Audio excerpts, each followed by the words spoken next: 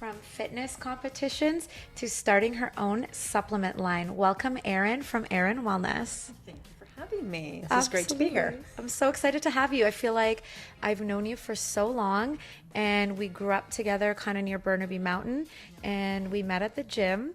And I've really watched you kind of transition from working with supplement companies to now starting your own. Yeah, I know. It's been 5 years for Aeryon Wellness. It was our 5th-year anniversary this past week. So that was, yeah, it's amazing. And yourself too. I mean, with Caviar Clinic, it's incredible to really watch what women can do.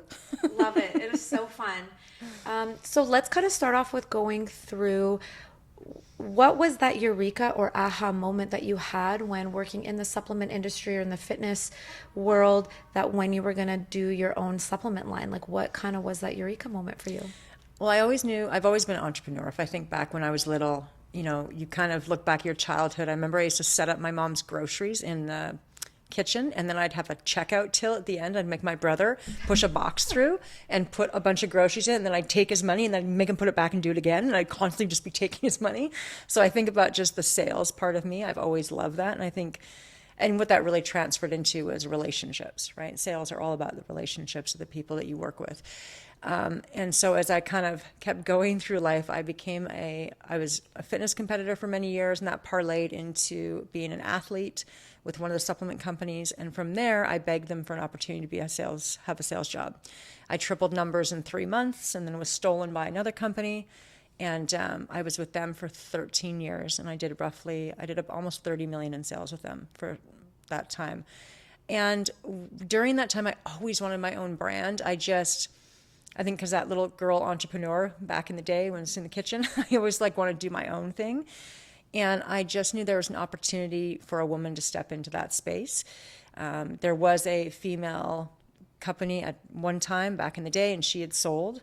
And my boss then sold his company, and they packaged me out. And it was like the universe said, all right, girlfriend, here's your chance. So I took the money they gave me, rolled the dice, and started Aeryon Wellness.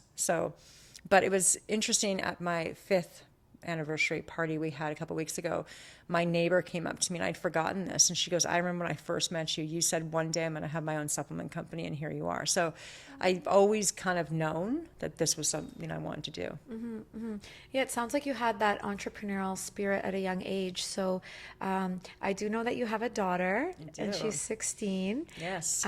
So since you are at your 5-year anniversary, you did have your daughter before starting this company. So kind of what challenges did you feel you had to deal with, and how did you kind of overcome those, having a daughter and starting a new company? Because those are two huge jobs. They are huge jobs. And it's even more different, I think, because I am a full-time single mom. So I have no financial or emotional support from her dad, unfortunately. And so in that, I think it kind of adds a double whammy to it. You know, it would be great if I had somebody. Sometimes I'm like, damn it would be so much better if I had somebody I could kind of at least assist me in this. But I am so blessed that I have my mom. My mom flies in from Calgary whenever I go to speak. I speak all across Canada, and she'll fly in and spend time with Michaela, and my mom is very close to her. So I would not be able to do this without her at all. My mom was a guidance counselor, so she's really Michaela's second mother, to be quite honest with you. Anything that happens, I'm like, Mom, okay, this has gone down. What do I do? And she's like, all right, this is what we do with this issue. So it's been huge having her support. But it is challenging. And I think I've always had really great girlfriends who are good moms too, that I could lean on when I needed advice.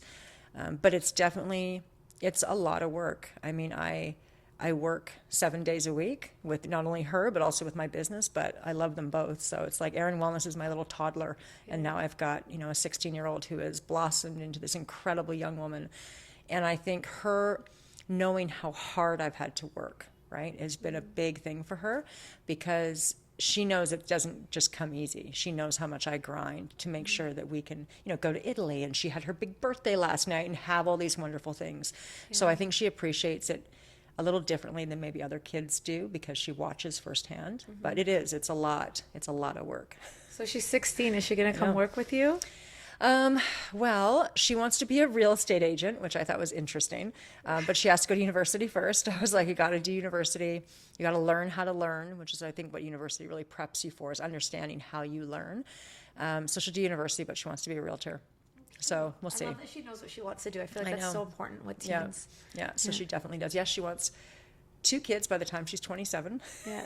So Didn't we all say that I at know. some point? I know. She's like, I'm not taking a gap year. I'm going right through university. I want to be a young mom. I had her at 35. So my mom had me at 20. So the advantage of that is I get my mom way longer than she'll have me. Yeah. You know, I realized that. It was funny. I was driving my car and thinking if we were going to go to Italy or not. I was like, oh, I don't know if we should go this year, and I should probably save money.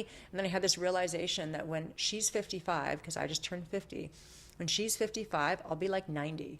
And I'm turning 55. My mom's like 70 something. So, and I was like, oh my God. I'm like, she's going to be alone, and then I'm going to die. Yeah. And then I went and booked Italy. So At least you'll see the grandchildren if she's planning on having Yes, kids I that will, early. at 27. Yeah. So I will see grandchildren. So that would be good. I love that. So that's so amazing. It sounds like you do have a nice like family support, and I think that's so important for the influence, not only for yourself but for your daughter as well. And so let's talk. I feel like a lot of people will be interested to hear about your experience on Dragon's Den. Yes. So how did that come about? Is it like an application process, and kind of what led you to feeling like, okay, I'm ready for Dragon's Den. I'm going to do this. I'm going to go up in front of people and on TV and kind of ask for a deal and share my business venture. So I tried out for Dragon's Den. I took Michaela with me. We drove out to Chilliwack and waited in line for 3.5 hours. When I just started the brand, I didn't even have any sales. I was like, I had my little poster and I'm like, hi. And they're like, you're cute. Go away. And then I tried out the next year and they're like, no, I didn't have the sales. Then I tried out the next year and they're like, no. And then it was like, yeah, then finally I got on. And I think it's just because they see the relentlessness, right? And then also too, my sales, I had, exponential growth within those years. So that was another thing, from 0 to, almost $1 million within 3-4 years. And so then saw that. And I knew I wanted it for marketing. I knew I was never going to take a deal, if I'm really honest with you. I got offered, I had 3 offers. I was season 9. And it's really nerve-wracking. Like it is, I speak a lot, but I don't have to memorize things, right? And so I had to memorize my pitch. I hired a pitch coach who worked with me every week. We'd go through it, and she has taken, I think, 10 people to the den, so she's an expert at what she does. So I think having that is really important. Going in and not knowing, that would be challenging. I watched every freaking episode. I've never watched Dragon's Den since. I'm not joking, every single episode. And if I didn't understand a word, what it was, I'd write it down, call my accountant, and be like, what is this? And I had flashcards. And I had the word on one side and my answer on the other. And I would just do flashcards. And I'd be showering and be like, hi, my name is Aeryon Ashlie. And I'm like driving, hi, my name is Aeryon Ashlie. And I'm from, over and over, just the pitch constantly. Yeah. So when I went up and did it, as long as I got to that first 2 minutes of the pitch, then I knew I was fine. I can answer questions about my business. Yeah. And Arlene Dickinson said to me, she goes, that was a great pitch. And I was like, yes. Wow. But they were all super lovely. And I said yes to Arlene on the show. And I knew I wasn't going to, but I wanted to go through the whole process. So before you go on the show, they don't even look at your financials. So I could go up there and tell them I'm a $10 million company, and they don't find out till after. Mm-hmm. They don't do their due diligence till later. And so then, but I wanted them to actually come and offer, like do the due diligence, see that everything I said was correct, right? And so they did their offer to me in December, and I went back and said, no, I'm okay, thank you. But I had some meetings with her, and I also wanted to understand the process, because that's what I'd like to do one day. I mentor women in business, and I would love to be able to be on that aspect where not only you're mentoring, but you're able to financially get involved and do it different than the way she's done it. I mean, Arlene is incredible businesswoman. But that's something I'd really, really like to do. So I wanted to understand that process. Yeah. And then when they offered me, I said, no, I'm good, thanks. But what I did do was I took the show and went to the bank. And I asked the bank for $100,000. And they said no. And then I made them watch the show. I was like, watch the episode. He comes back with more questions. I'm like, you didn't watch the episode, did you? And he's like, no. I'm like, please take 7 minutes and watch the episode. Yeah. And he watched the episode, and then they came back and offered me $100K.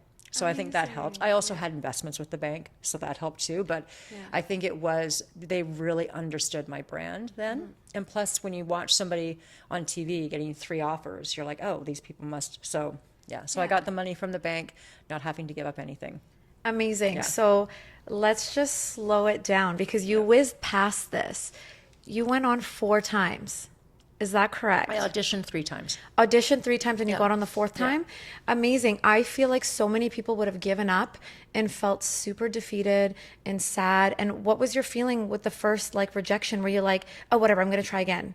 Oh yeah. Well, I had no sales. Yeah. I hadn't sold So you anything, understood. so You didn't yeah. take it so I know I personally. did. And the second year I was like, but I just knew that I think it's like anything. I think that's the thing about being an entrepreneur is the tenacity. You just keep coming back and again and again and again. And there is that, I mean, they talk about it, right? You just, if you don't get in the first time, I understand the universe is always working for me all the time, right? And so sometimes it doesn't feel like it is, but that's when you have to lean into that trust even more and be like, okay, if this isn't happening right now, there's a reason for it. I have to trust in that, and I have to just kind of keep going, and it will come. Totally. And this way you got to see the entire process, because had you got on, you may have not gotten any offers and it would have been done. But now you got to see the process when they do take a deal, kind of what the contract presentation. Did you have to fly out for that meeting? Because Or it was COVID. So I actually had to do it, which I'm actually glad too, because the whole hotel and flying and all that. So I filmed at CBC. Yeah. So they're still on, nice. but it wasn't as intense. And it's actually another thing people don't know is you're in there for an hour. So they blip it down to like a 7-minute clip. Yeah. There's so much that you don't see, and you see how they edit it, and you see some questions they did ask. We went on a whole thing about the U.S. market that they never even talked about. So yeah. Oh, it's so interesting. What a cool experience to see Yeah. kind of what makes it on the final cut of like TV or production, and then actually what your experiences was going on and what you had to go through. Well, and I tell people too, it's a TV show. Like I wish I would have leaned a little bit more into that too, because when you're there, you want the offer, because that's good TV. You want to get an offer, right? And so when I got 3, I was like, yes. As you got your first one, I'm like, okay, good, I got 1 offer. Yeah. All right, now I'm good. But I would have probably kept in mind a little bit more, this is television. And so there was, one time where one of the, I can't remember what her name is. She owns the beer company. She was not nice to me at all. And I wish I would have clapped back at her a little bit more. Yeah, she was not. What did she say to me? She said, you're a good salesperson, but you're not a good businesswoman. And I was like, fuck you. Like she was awful. She was Manjeep. Awful. She was awful. They actually took that out of the episode because I called my producer afterwards, because you have a producer you're assigned. And I'm like, what was that? And he's like, I don't know. He goes, they won't air that because she's supposed to be all this women empowerment stuff. And I was like, how dare you say I'm not a, and I'm like, one day I will end up seeing you and my brand will be in every single store. And I'll be like, not a good business. And she won't even remember it probably. She'll be like, what are you talking about? And I'll be like, this has sat with me for years. Did you feel like that influenced you a lot to be like, hey, I'm going to show that There's always a little bit of Yeah. that. And I have that no matter what. I think in my industry, in the supplement industry, it's like 2% are women owned. Like it's all male owned, right? There's hardly any female representation in our industry. And so I think there's even more of that. We have to fight even harder, right? Because it is an old boys club for sure. It's changing slowly, but it's definitely old boys club. Yeah, totally. And what was the point? You said your sales had like doubled or tripled at the time that you finally did get on Dragon's Den. What was the switch or kind of the thing that helped propel your business the most, where you actually started seeing the growth in the sales? Oh, I think Water Be Gone is our #1 seller. It does really, really well. I mean, it's as close to a magic pill besides our boric acid, which does really well too, because there is no magic pill. That's what I always tell everybody. But Water Be Gone works right away. So you see it. And I think that's why people like it so much, because they're like, oh, I've used it. Yeah, I'm peeing right now. I'm losing water weight, right? So they really see the results. So I think that was a big one for me, that. And then just, I don't know, really, also too, our Amazon. I have a great Amazon guy I work with. I got a better Amazon person. I was doing it myself. No, don't do it yourself. That's what I've really learned too, is hire people to do their work who are good at what they do and let them do it. I don't want to do Amazon. I don't want to do bookkeeping. I don't want to do any of that. That's not where I shine. I'm getting a lot better at seeing where I shine and making sure that's what I do, and getting everybody else to do everything else. And you must experience that in your world too, right? Did I tell you my Amazon store got shut down because I tried to do it myself? I went against Health Canada's advertising policy, which I had no idea. Yeah. And we were that was probably our best stream of revenue for the skincare line.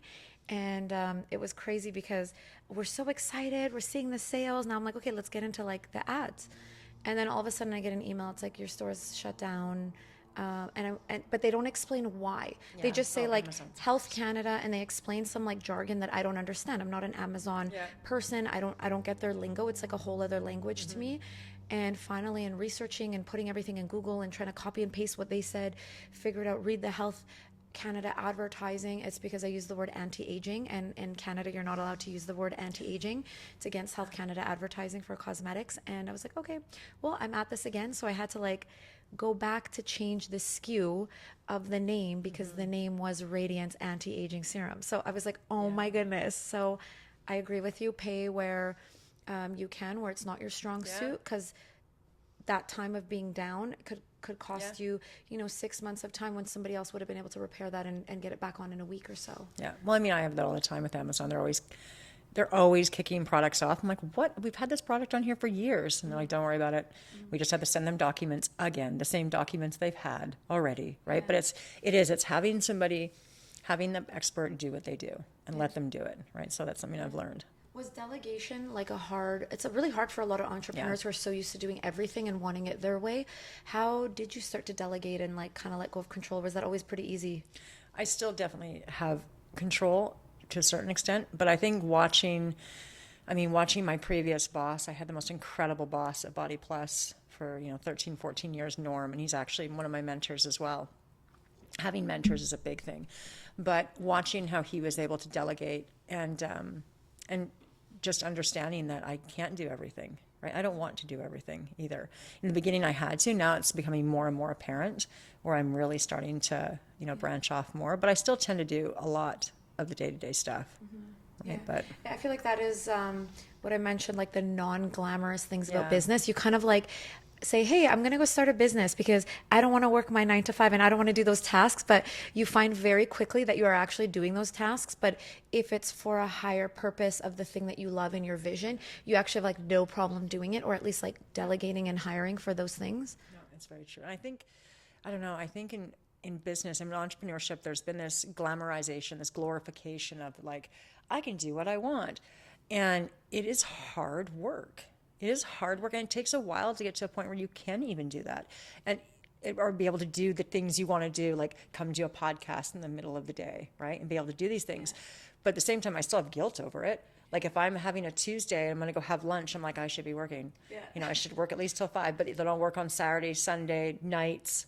You know what I mean? And so I'm trying to lean also a little bit more into, this is why I wanted to be an entrepreneur. This is why I've worked so hard all these years, so I can do stuff like this and not be like, oh, I know it's for the brand, but I should be working instead, right? So I think it's a real tug and pull, and I've talked to other entrepreneurs that feel the same way, where there's always a little bit of guilt. Like if you're, off at 2:00 and you're like, oh, I should be like working till at least 5. There's that, so that's going to be there. But totally. And I think those are the driving factors that also make you a good business person, because if you didn't have that, then there is no motivation or intrinsic kind of clock that says, or intuition that's like, hey, like you still got to get this done by a deadline. Otherwise you just like wouldn't do it, and the business would never thrive or go anywhere. It would just be an idea that you chat about. A lot of people with a lot of ideas that don't go anywhere. Totally. So yeah, you definitely have to have your lists. I'm a big list writer. Are you a big list writer? I am a big list writer. I have, and I'm paper to pen. Yeah, so me too. I do it in my phone, but I find if I mentally want to just know that I'm going to do something, I have a little notepad.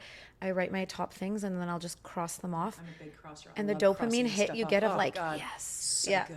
Yeah, it is so good. And again, that's an intrinsic thing that I'm creating, like dopamine and excitement for myself by getting something done. Yeah. I know I do weekly, monthly, daily, and I have my years and 5 years and all that kind of stuff. But every day I sit down and it's in my personality, my list of today, and then I have my week, and then I have my month, and I carry all those around with me. And sometimes I have them repeated on all 3 pages. And I'm like, oh yeah, cross out 3. This is good. Whoo! I need a cigarette, Right? Totally. It's like that mental kind of excitement. I was saying to this one, I'm in a mastermind. I was talking about this with one of the girls in the mastermind. I was like, it's funny because on the weekends when I'm working, it's like, yeah, look at me, I'm working on the weekends. Yeah. And I feel like almost everybody's like, yay, you. I'm like, nobody knows. But I'm like, look at me working on the weekend. I'm that kind of person, so proud of myself. And I'm like, nobody knows. But I think that intrinsic motivation is what keeps things going for a business, for an entrepreneur who's starting their own company, because there is a lot of expenses in the first couple years and you may not see that back, or do you pay yourself? Oh yeah. Oh, you do? Oh Okay. yeah. Did you start from the beginning, from the first sale? Did you start paying yourself? Or No, because so I was lucky enough to work for another supplement company while I was growing Aeryon Wellness. So this has been my first year now coming on where I've fully paid myself. But yeah, and I like nice things. Yeah. Right. So that's another thing too, is I want to pay myself a good wage as well, of course. because I need to make good money in order to be able to do things or qualify for a home or qualify for the things that I want to buy. Right. So. And that is one of the reasons we do what we do. It is for financial freedom, and it is to kind of, not limit ourselves in what we can make financially and the comforts we can have. And if we do want to take time off to go travel to Italy or do something, we can do that and hire someone to take our place for that time. Yeah. So what is your daily, because it sounds like you're very organized and very high level and kind of one of those busy bees. What are you doing for your self-care on a day-to-day basis? The gym is a big one. I'm in the gym every morning at 6 a.m. So I walk my dog in the first thing in the morning. I get up at 5:15, and then I'm in the gym by 6. And what So time do you 6 go to to 7. bed? 9:30. That's why last night I was up till 3 with my daughter and all her friends. So I'm on the struggle bus today. Yeah. Okay, it's nice. So you're more of a morning person. I'm Do you achieve very more? much a morning person. Yeah, I love the mornings. It's my favorite time. So 6 to 7, I come home. I usually call my dad. I take care of my dad as well. He has dementia, Alzheimer's. So I deal with him around 7, and then I start my day. And I'll get up and start working. If I get up at 4:30, I'll start working and just doing emails and stuff. So because out east, the time difference. But yeah, no, I'm always. Yeah, I do feel like a lot of high level people do take advantage of the mornings. And I find as well, I'm a morning person, my cortisol's a little bit up. I got that energy. I not productive at night whatsoever. Yeah, no, me neither. Yeah. Me neither. I know. I can do stuff, but there's a point where I just shut down. I'm like, I can't do any more emails. I'm done. And I'll sit, and I can write as well. So I'm working on Navigating Perimenopause Manual, and I'll sit in the morning and dedicate myself to 15, 20 minutes of that. I have to do short spurts, I've realized.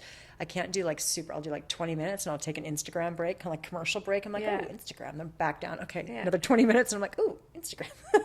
Yeah, and I feel like sometimes for a business owner, looking at Instagram, because of the algorithm and what you look at, it is kind of related to what you're doing. Yeah, so it sometimes always you is. get a little bit of stimulation from ideas. So I find it sometimes I do dedicate time for that just because I'm kind of idea researching and just kind of seeing what marketing styles I like and tactics. Content, right? Yeah. You think of all the content. I just saw a reel yesterday. I think it was so funny. It has, 2024 entrepreneur now realizing that they have to do all their content as well. It's just, there's so much. I think back even 5 years ago, we weren't selling direct.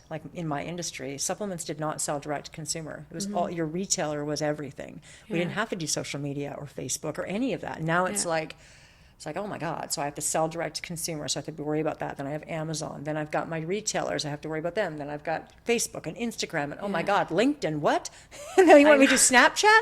And you want me to also do TikTok?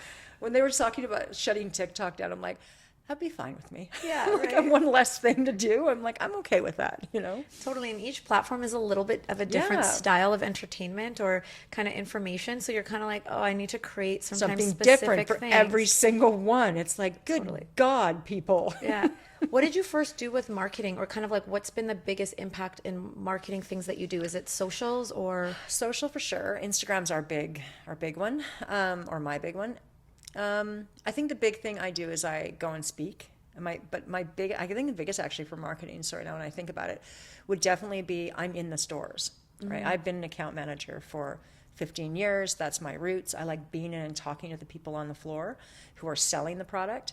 You can get your products listed, and you have the listing people at the big offices like Whole Foods and Healthy Planet and Choices and whatnot, Nature's Fair, and they list the product. But it's the people who are on the floor day to day talking to customers. When customers come in and say, "Hey, I've got PMS symptoms," and they're like, "You should buy Reclaim." Those are the people you need to connect with, and that's what I love doing. And I think that's what's really helped propel the business is. I continuously, even to this day, I'll do road days and I go in and see stores and I, talking about product and do trainings and that's what I think that's really what is attributed because I'm more 80% retail is most of my sales. Oh, amazing. And most people tend to be higher in the Amazon or in the direct consumer. Yeah. But now this is what we're doing now is focusing more on that. And that in turn will also help the retailers because if you see it on Meta, advertised constantly and then you walk into a store, it's like, oh, can I ask you a question about this? Yeah. And if the price is similar, because I protect pricing from my retailers, if the price is similar online as it is in retail, you're going to buy it from the retailer, right? So you're supporting that person in business too. So it kind of all connects. But I think the biggest marketing thing I've done is just on the ground. Yeah, I love right? that. And I remember when I used to work for a supplement company part-time, they would send me into the stores and I would kind of give out little samples of protein powder and chat about the product and why it was like New Zealand whey isolate. And it was actually really fun chatting with people. And I remember talking to one store manager at Choices, and he was like, yeah, Tara Bosch from Smart Sweets still comes to the store. She delivers her own product to us. Like, I have a relationship with her. We chat. And he was so excited. And this was well before in her early days, but he was so excited to say, because he saw me eating some of the Smart Sweets, that, yeah, she comes herself. And you are Aeryon of Aeryon Wellness. So I think also people want to be your biggest cheerleader, and for a lot of brands, when they feel a connection, like, oh yeah, she was here the other day and we love her, and she always comes in, and there's that like personal touch that is so much more felt when you're in the store and have the connection with the people that work at the store as well as the customers that shop there. 100%. No, I agree with that too. I mean, a lot of time if I've been in stores, or when I call, I don't say it's Aeryon from Aeryon Wellness, because then they're like, what? From what? I'm just like, hi, it's Jessica from Aeryon Wellness, and we have the specials today. I want to make sure you have them. But when I'm in store and I'll be talking, let's say if I'm talking to a staff member who I've just met, and then after a while I'm like, it was so nice meeting you, and they're like, what was your name again? I'm like, Aeryon. And they're like, oh, you're the Aeryon? And I'm like, yeah, no, I'm Aeryon. And they're like, oh, wow. And I'm like, yeah, it's so nice to meet you. So you have that kind of moment with them, and they're like, oh, okay. They're like, you're just in the store. I'm like, I was in the store. I almost like the shock factor better, because also it's kind of, they've already gotten to know you and kind of like your personality, and then they're like, oh wow, they're so pleasantly surprised. In that I usually way. don't, if it's a new person, I'll introduce myself, but I don't ever say, this is my company. And then at the end they'll be like, this is your company? I'm like, yeah, this is my company. It's almost like silent marketing. Right? You just let it happen organically. So it's nice that way. Okay, so you mentioned a little bit about Amazon. So is that also in the United States, just Canada? We launched into the States. So last year I had the Can Export grants. The government of Canada offers a Can Export grant, and it can go up to $100,000, and you have to pay 50%, they pay 50%. And so what it does, it's basically an initiative to support Canadian businesses to launch into the US. And so we used that grant, half of it, I used half of their money, half of mine, to kind of launch into Amazon down the States. Now, we are a small little blip, so we had some really good learning lessons down there for sure.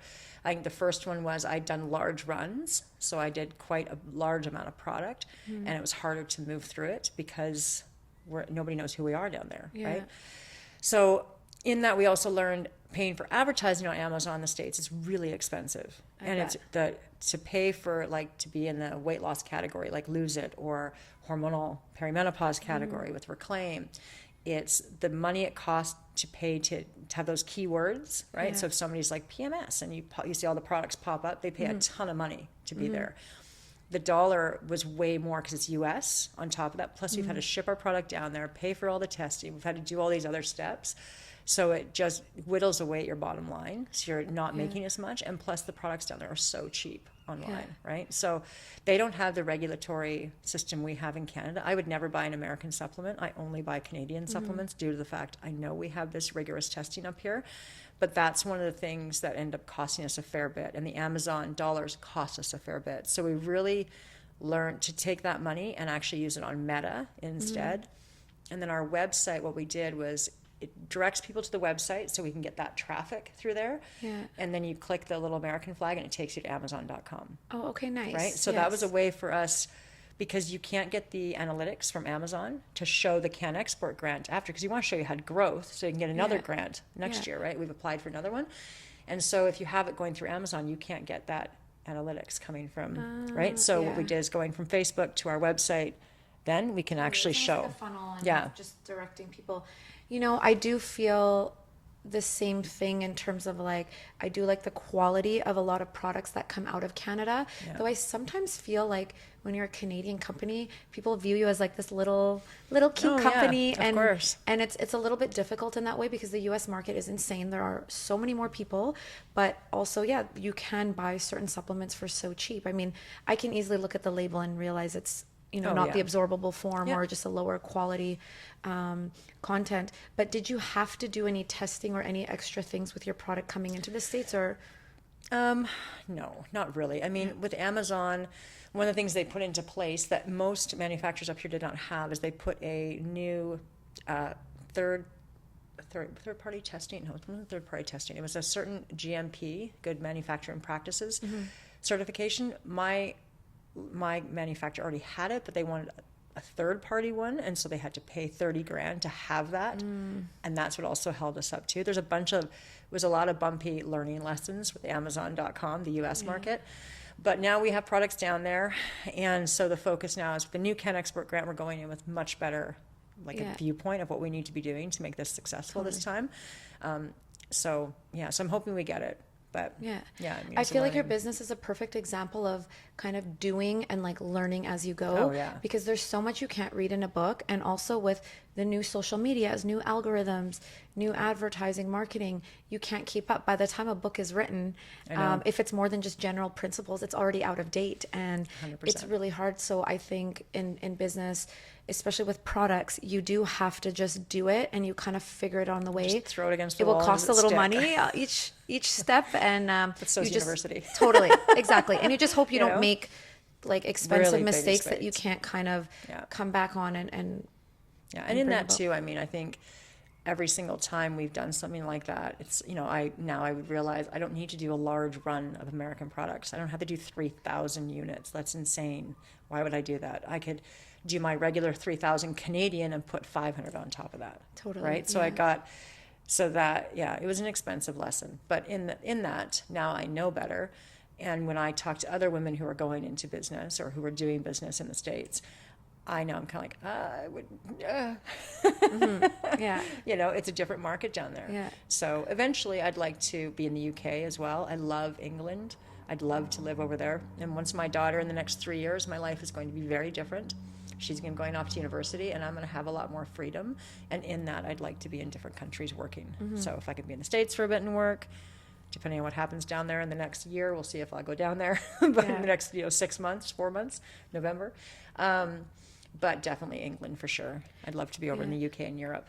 Yeah, I always say create the life that you want. Yeah. And if there's somewhere else you want to be, great. If you can expand your business into that area, then it makes that transition so much easier. And then you realize I don't have to make a huge move. It can even be a back and forth or Using just my spend. laptop, working on my laptop. I mean, I was Totally. in Italy and I prepared it so I could be doing that. But that's essentially what I'd like to get to.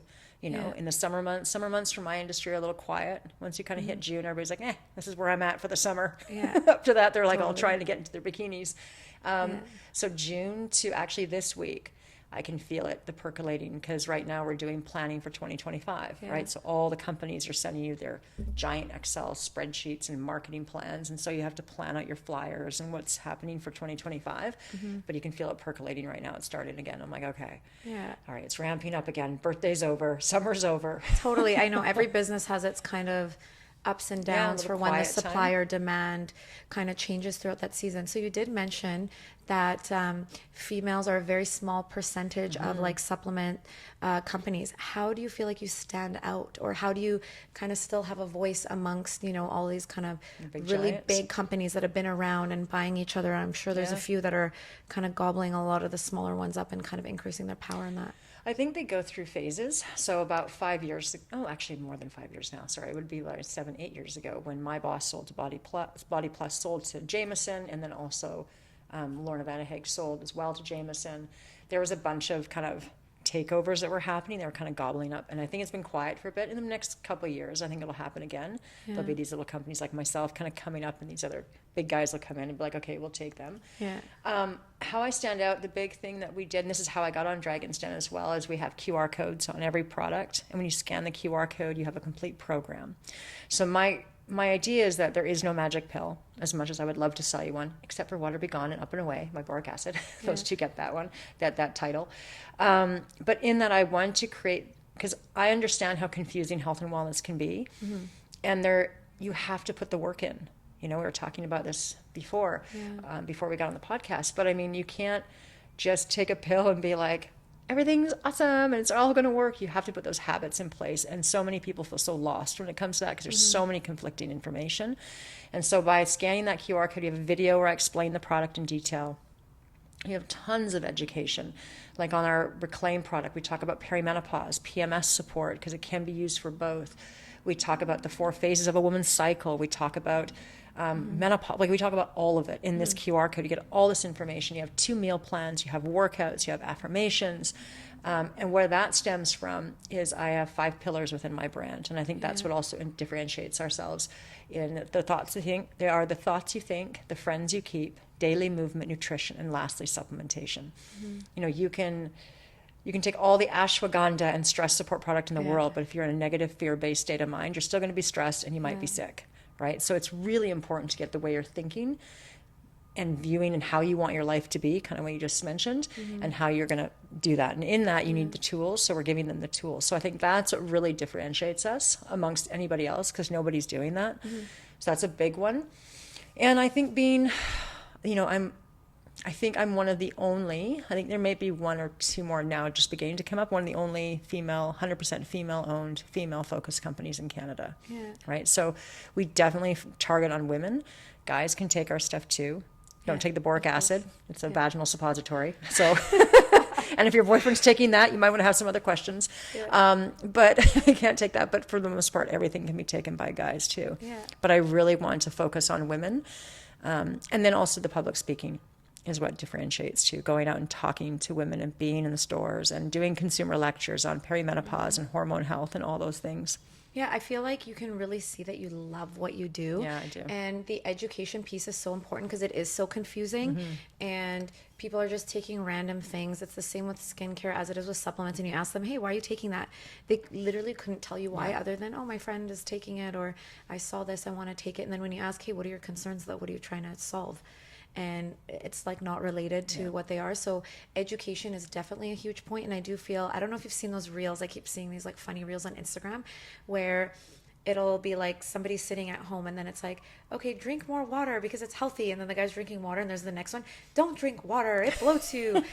Eat dairy, don't eat dairy. Like eat grains, don't eat grains. Eat meat, but go vegan. And then you're like, I don't even know what to eat anymore. Like what's good for me, what's not. And I feel with food, I mean, it is confusing, but there is a little bit of an intuitive balance for kind of like what your body needs.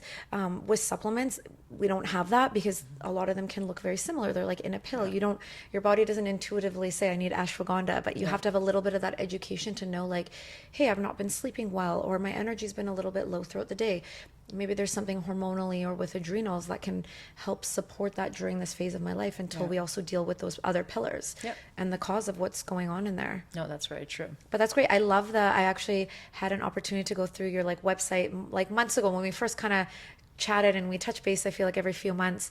And I really like that you had the video, and it's on Amazon as well, talking about the product, why you did that, and you can do the little quiz where it tells you about your symptoms and what product, but it's you speaking. So there is so many points of connection to you, and I feel like as a woman, we do love that like nurturing mentor kind of like girl group that's all together giving advice. And do you see yourself, so you said you see yourself working in a little bit more of a coaching or kind of female mentorship. Do you do anything like that now, or do you have any clients? Yeah, I mentor with the forum, and then I also started a mastermind group of 5 women.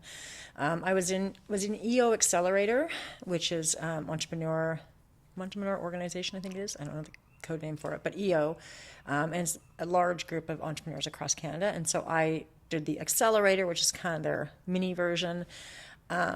And it's great, but it's fairly expensive. And I'm like, I can get like 5 women in business in CPG, right? Consumer packaged goods. And so I just started my own little mastermind of women. We get together and discuss kind of, our pain points, our wins, and then see if there's anything we can support each other on. But I have amazing mentors myself, right, who are excellent in business, who I can call and ask questions to. My stepdad's a lawyer. So I have people and that's the thing too with being being a mentee, so being mentored by somebody, a lot of people will ask advice, but then don't take it. And they're like, okay, thanks. And then go do the other thing. Right. And so there is that, you have to listen to your gut and kind of be like, hey, is this what I think I should do? But then you also have to I think, take the advice that's given to you at times instead of just being like, I'm going to do it anyways. Totally. So, yeah, so I do both. I have a new girl I just started mentoring who, she owns a martial arts company. So, yeah, so a little bit Amazing. different, but she has boxing gloves and all that kind of stuff. Yeah. So, I feel like it's great to also kind of get like stimulated and creative ideas from industries that are Yeah. completely almost irrelevant to yours. I Yep. won't say completely irrelevant because you can always find a connection, but that way you just have a little bit of a different perspective or even a different marketing aspect that you can use because you're using it a different industry that nobody's 100%. kind of getting ideas from. Yeah, I mean, the girls in my mastermind, we all are in natural health. So the advantage of that is it's, I'm dealing with this retailer out here. Have you guys dealt with them before? Who's the purchaser? Who's like, so you kind of have a little bit of that, which helps. But a big thing I do as well is anytime, because I have a podcast as well. So when I have young women who come on the podcast who are entrepreneurs, I'm like, do you need a paper packaging person? I've got somebody. I'll introduce you to them. Do you need an Amazon person? I'll introduce you to them. I had a girl just last week.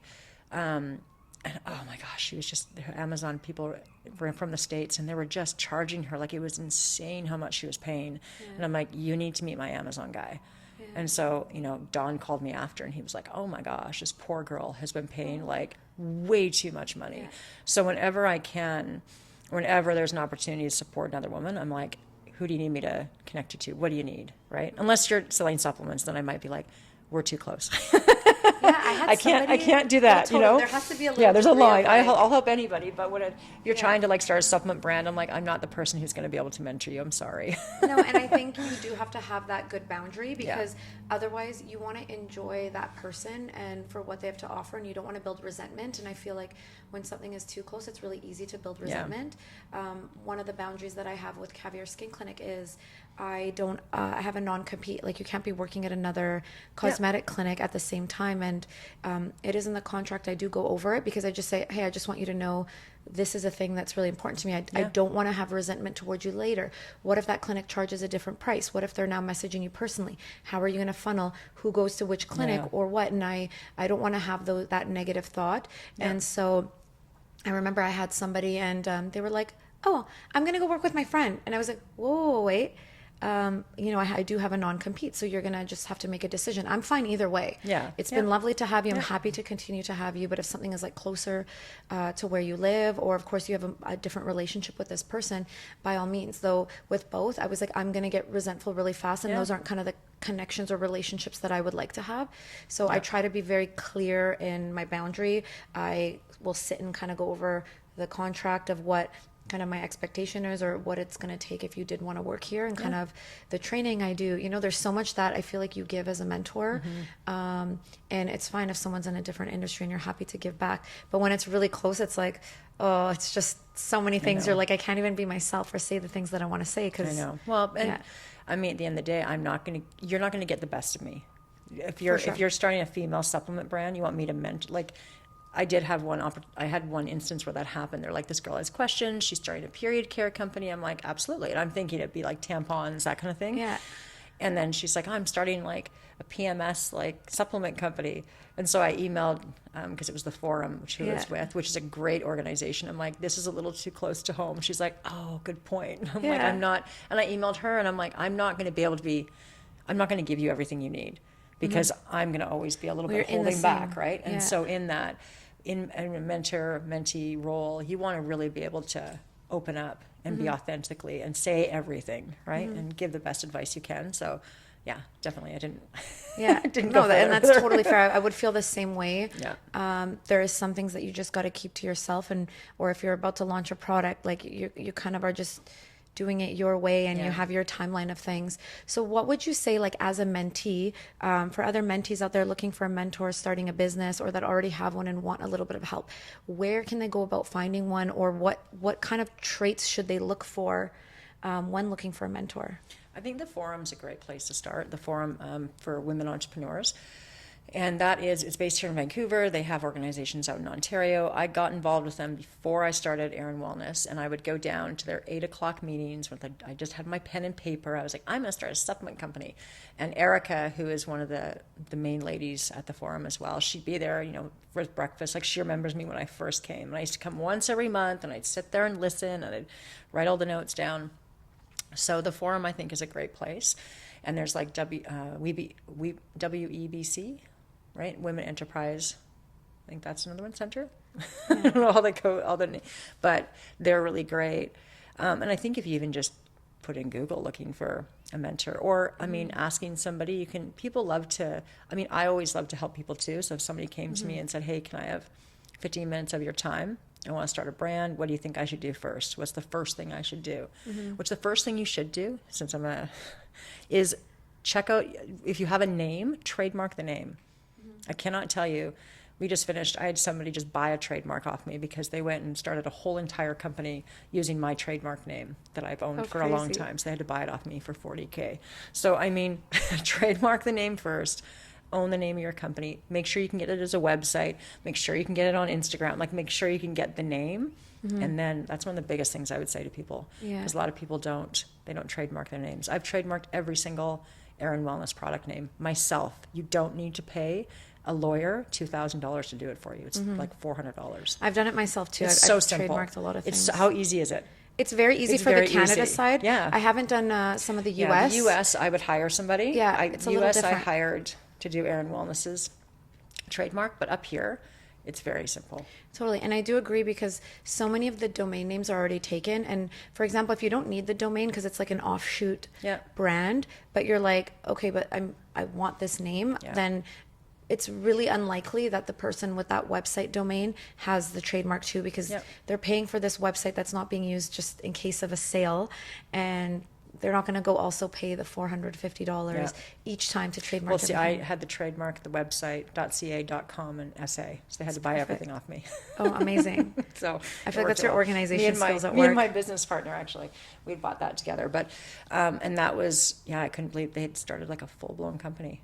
Crazy. Like products, everything. I was like, you didn't trademark your name? You didn't have the proper website Once you address? invest that level of finance Right? and time, 100%. Yeah, and that was a good learning lesson too for both our parts. But I've trademarked my daughter's name, Michaela. So she has her name. I've also bought all her websites as well. MichaelaAshlie.com, MichaelaAshlie.ca, Michaela.com, all of them. Yeah. That's something else too. As parents, I watched that. Gary Vaynerchuk talked about that. Buy your kids' domain names. Yeah. Oh, that's really smart. I would have Right? not thought of that. Yeah, so Michaela wants to be a realtor. She'll have MichaelaAshlie.com and she has Michaela.com. I love that. That's really smart. Yeah, and you just pay $30 a year, $40 a year. I feel like your daughter is just going to be this little wizard of, 'cause she has such a nice stepping stone to come from a family mother that has such a strong business background, and she's gotten to see that from the start. Yeah, no, it's true. It'll be exciting to see kind of what path she takes and how her kind of business development goes over the years. Well, especially real estate here. I mean, we moved around so much as a kid. That's one thing that's been really important for me, for her, is stability. We lived in the same place till she was in grade 8, and then we moved when she went to high school, so now we'll stay there until she graduates. We moved so much. I never had friends growing up. We were just constantly all over the place, right? So having that, if she wants to get into real estate, especially here, she knows, she's lived here her whole life, right? So she has people, she knows the area. So I think that'll also be a big stepping stone too. Yeah, that's amazing. Yep. Yeah, I'm excited. I haven't seen her in so long. Well, she's taller than me. I'll show you pictures. Her last night party she had everybody dress in black tie. And these are all 15-year-olds, all of them dressed up. All of She's them. got all the girls bougie were dressed, touch too. right? And she wore purple, and she was the only one allowed to wear a different color. And I'm like, go girl. She had this purple gown on. Everybody else is in black. She's like, I have to stand out, Mom. And I'm like, Oh, I love that. She'll be a great realtor. I don't know where you got this from. You're like, I don't do that at all. I don't like to stand out at all. Yeah. So let's kind of finish up with what are some of the challenges? I know we kind of touched the base about getting into the US, being on Dragons then, but what, were you met with support when you said, hey, I want to start the supplement company and going in, or did you kind of have some resistance or people kind of not believing in you or challenging what you were doing? I think for sure. I mean, I started out with 2 products. It's funny to think about that now. I'm like, I used to be so proud. I'm like, there's Snooze and Restore, my 2 products, which Restore doesn't even exist anymore. But I had, somebody who I rely on immensely is one of my best friends, Jennifer, and she's also VP for a big supplement company, and I pay her. So we have also a friendship, but we have a consulting relationship as well. So I pay her to consult with me, and that's been one of my most important things to have, is to have somebody like her be like, okay, should you do this? Or I'm always asking her, what do you say about that? What should I do this? And so I'm always getting kind of her feel on things. So that's been very big for me in my business. But I think having somebody you can ask the questions to I don't know how people do it without that. Yeah. Having somebody you can lean on and ask questions to. So that's been really, it's been really instrumental for me, at least, to get to where we are now. Yeah, I would say feedback is probably one of the most important things that can like elevate your business. Of course, you have to be open to it. We all know people where you give feedback, they just are a wall, don't want to hear it. Yeah. They don't want to hear it, that they're defensive and very closed off to that. But I do strongly believe feedback, it's all to just get you on your path in a certain way, and without that we don't even know. Like, we want feedback from our customers, we want feedback from how other people receive something or how the website looks, feedback on a future idea before we put in $50,000 into building a product that ends up not doing well or flopping. So I feel like the ability to be able to receive feedback, whether positive or negative, is a huge skill. And I feel you will probably have a very hard time to succeed without being open to feedback. 100%. And that's, relationships and anything, right? Totally. I think that's not being able to be analytical of yourself, or to have somebody, or to, that's what I'm looking for even, to Like reflective, self-reflective, self-reflective, to be reflective and be like, hey, wait a second. Was that my best self right there? Or how can I be better? And if you're trying to always elevate yourself, and as an entrepreneur, I think that's part of it, is you're always trying to look at new opportunities and grow. And so in order to grow, you have to have that minute of reflection and be able to, okay, what do I need to do differently? What do you think I need to do differently? What do you think is better? Asking your customers, what do you like? What do you not like? And that's the great thing about social media, right? You can put a poll up and be like, who wants creatine? So Totally. And then you can really look at where that is needed. Do I need to do this product or this product, right? So I think that helps too. Yeah, nowadays in business, it's almost really fun to get a poll like, hey, do you like cherry flavored or vanilla? And kind of see what the audience is, and they feel so excited to kind of be a part of that journey. I feel like now with like modern businesses and kind of new entrepreneurs, there is such a community in social media, and they want to know the journey. Like, they want to know how you started. They want to see that path, and they just feel so much more connected to the culture of the brand and kind of what it represents. 100%. So I think that's like a really nice aspect and very positive thing of like socials that we have today, even though it can be overwhelming. There's so much positive right now because it's such a easy, inexpensive, it can be expensive or inexpensive way to market and let people know that you exist. And well, there's some businesses that are completely based on that, right? There's a cleaning company I love, Mint Cleaning. So you have to check their Instagram out. They're friggin' awesome. Yeah. They're awesome ladies, Monica and Robin. And their whole business is built on social. Yeah. Like, it's incredible, right? And what we can do now based on using just social media to grow businesses. And that's where my focus really is going to start, is that whole D2C construct that I mentioned earlier. Yeah. That's the next phase for me, really. Yeah, it's fantastic. I love it. And then continuing to launch products. In our industry, we're launching, 2 to 4. I should be launching 2 to 4 products a year. Last year I launched 6, which was nuts. But we have 2 coming out in the next little bit as well. So, that's so exciting. Yeah. We're going to finish off with a little quick rapid fire questions. Okay, how many cups of coffee did you drink yesterday? I don't drink coffee. Oh, No. do you do like matcha or anything to like? No, I do Lose It. It's our metabolism support product, but it has caffeine in it. I had a frappuccino today, but that's because I also had champagne last night at my daughter's birthday. So Like a little summer treat. I need something to kind of make me feel happy. No wonder your teeth are so white. I always find I have a hard time like keeping teeth as white as I like. What did you eat yesterday? Yesterday I had, I usually do, everything's protein focused for me. I'm very protein focused. So I had cottage cheese with sugar-free maple syrup, because I love cottage cheese with sugar. And then at Costco, do you know that chicken salad sandwich stuff they have? I think so. God, it's good. Yeah. I was so hungry, and so I was at Costco buying chips. I bought that and literally ate that on the way home.